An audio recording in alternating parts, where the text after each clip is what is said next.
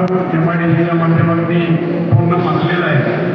त्यामध्ये शिरवळ MIDC असेल, आपली शिंदेवाडीची आजची बिंगची MIDC असेल, किंबहुना आपली केसोर्डी नंदरवाडी त्या एरियातली MIDC असेल। आता फेज 3चं कामसुद्धा पुढचं 3चं काम या ठिकाणी निर्माण होते।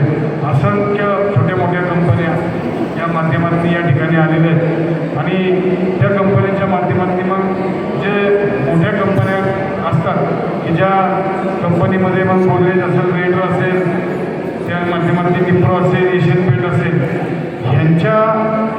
ह्यांना लागणारं जे साहित्य असतं, ह्यांना लागणारं प्रोडक्शन असतं, त्या प्रोडक्शनचे ते छोटे मोठे व्यावसायिक वेंडर निर्माण करतात आणि त्या वेंडरांना खऱ्या अर्थानं व्यवसायाच्या माध्यमातून त्या ठिकाणी तयारी करून तिथे व्यवसाय तयार होतात आणि मग असे वेअर हाऊस छोटे 10,000 स्क्वेअर फूट, 20,000 स्क्वेअर फूट असे वेअर हाऊस तयार करून मग त्या ठिकाणी त्या माध्यमातून मग एखादी समजा आता मी पाहतोय की गोदरेज कंपनी आहे, गोदरेज कंपनीचे वेंडर मला वाटतं औरंगाबादवरून, संभाजीनगरवरून मटेरियल येतं त्यांना, संभाजीनगरसारख्या ठिकाणाहून मटेरियल तयार होतं, ते आमच्यात ते इथं ट्रान्सपोर्टिंग जास्त पडते, कॉस्ट पडते। आज स्पर्धेच्या युगामध्ये कॉस्ट मॅच झाली पाहिजे, जुळली पाहिजे, ह्या माध्यमातून खऱ्या अर्थानं संघर्ष करावा लागतोय। म्हणून मग ज्या कंपनीला द्यायचं त्याच कंपनीच्या शेजारी 10,000 20,000 स्क्वेअर फूटचं नाना गोडाऊन वेअर हाऊस ते भाड्याने घेतात।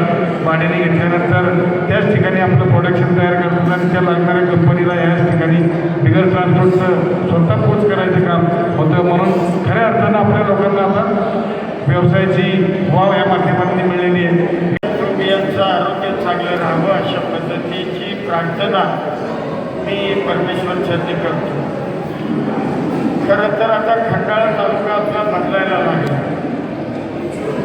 पूर्वी खंडाळा तालुका म्हणलं की एक दुष्काळी तालुका, पिढ्याचा दुष्काळाचा कलंक असणारा आपला तालुका होता। परंतु आता माझ्या तालुक्याचं भाग्य बदलायला लागलंय। एका बाजूला डोंगरकवडीचं पाणी आलं, नीरादेवगडचं पाणी आलं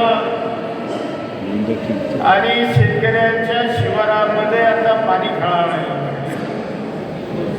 असं म्हणलं जायचं की तिथं मोठ्या दिवाळीला सुद्धा ऊस शोधून सापडायचा नाही तालुक्यामध्ये। त्या माझ्या तालुक्यामध्ये तब्बल आज 5 लाख टन ऊसाचं गाळं किंबहुना या तालुक्यामध्ये उभा राहतो। म्हणजे आता शेतीमधला पाणी आल्यामुळं माझा खंडाळा तालुक्यातला शेतकरी आता मोठ्या उमेदीनं आता शेती करायला लागलाय आणि आपलं शेतीवरचं म्हणजे शेती जी जे शेतकरी करतोय तो अतिशय चांगल्या पद्धतीनं करण्याचा प्रयत्न हा त्या ठिकाणी करताना दिसतो। दुसऱ्या बाजूला या तालुक्यामध्ये औद्योगिकरण वाढीला लागलं।